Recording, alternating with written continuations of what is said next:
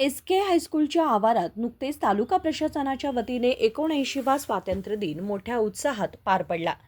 सौदत्ती शहरातील सर्व शाळा महाविद्यालयांचे विद्यार्थी, गृहरक्षक दल, NCC पथक, पोलीस पथक, शहरातील सर्व नागरिक, ज्येष्ठ नागरिक, देशभक्त, युवक, तालुका पातळीवरील सर्व अधिकारी, नगर परिषद अध्यक्ष व सदस्य, APMC अध्यक्ष व सदस्य तसेच विविध विभागांचे कर्मचारी आणि प्रभात फेरीमध्ये सहभागी होऊन कार्यक्रम यशस्वी केला. स्थानिक आमदार विश्वास वैद्य यांनी या प्रभात फेरीमध्ये आघाडी घेत आपल्या युवक पथकासोबत मिरवणुकीत नेतृत्व केले. त्यानंतर हायस्कूल मैदानात ध्वजारोहण करून सार्वजनिकांना संबोधित करत सर्व तालुकावासियांना 79व्या स्वातंत्र्य दिनाच्या शुभेच्छा दिल्या.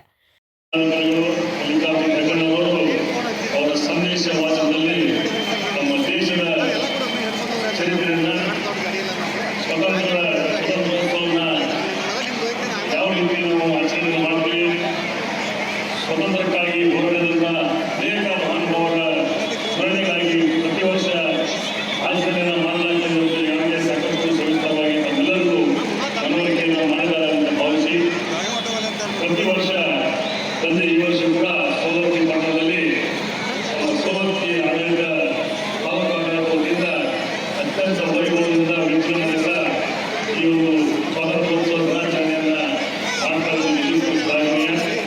ಅಷ್ಟೇ ಅಲ್ಲದೆ 15 ಆಗಸ್ಟ್ ಪ್ರತಿ ವರ್ಷ ಇಡೀ ನಮ್ಮ ಭಾರತ ದೇಶಾದ್ಯಂತ ಅತ್ಯಂತ ವೈಭವದಿಂದ ಆಚರಣೆ ಮಾಡುವಂಥ ಒಂದು ಹಬ್ಬ ಈ ಸ್ವಾತಂತ್ರ್ಯೋತ್ಸವ ದಿನಾಚರಣೆ ಅಂತ ಈ ಸಂದರ್ಭದಲ್ಲಿ ಹೇಳ್ತಾ ಇದ್ದೇನೆ. ಉದ್ದೇಶ ಇಷ್ಟೇ, ಸ್ವತಂತ್ರ ಪೂರ್ವದಲ್ಲಿ ಅನೇಕ ಮಹಾನುಭಾವರು, ಅನೇಕ ಗಣ್ಯರು ಈ ದೇಶಕ್ಕಾಗಿ ಹೋರಾಡಿ ತಮ್ಮ ಜೀವನವನ್ನು ತ್ಯಾಗ ಬಲಿದಾನಕ್ಕಾಗಿ ಹೋರಾಡಿದಂಥ ಅನೇಕ ಹುತಾತ್ಮರ ಸ್ಮರಿಸಲಿಕ್ಕೋಸ್ಕರ ಇವತ್ತು ಸ್ವತಂತ್ರ ದಿನಾಚರಣೆಯನ್ನು ಆಚರಣೆ ಮಾಡಲಾಗ್ತಾ ಇದೆ. ಒಂದು ವೇಳೆ ಇದು ಒಂದು ಸಂದರ್ಭದಲ್ಲಿ ಎಲ್ಲ ವಿಶೇಷವಾಗಿ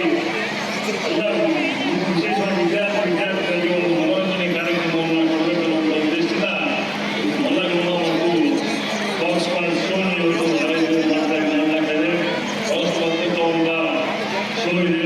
ಎಲ್ಲವನ್ನು ನಾವು ನೋಡಿ ಆನಂದಿಸಿಕೊಂಡ ಈ ಸಂದರ್ಭದಲ್ಲಿ ಹೇಳಕ್ಕೆ ಇಷ್ಟಪಡ್ತೇನೆ.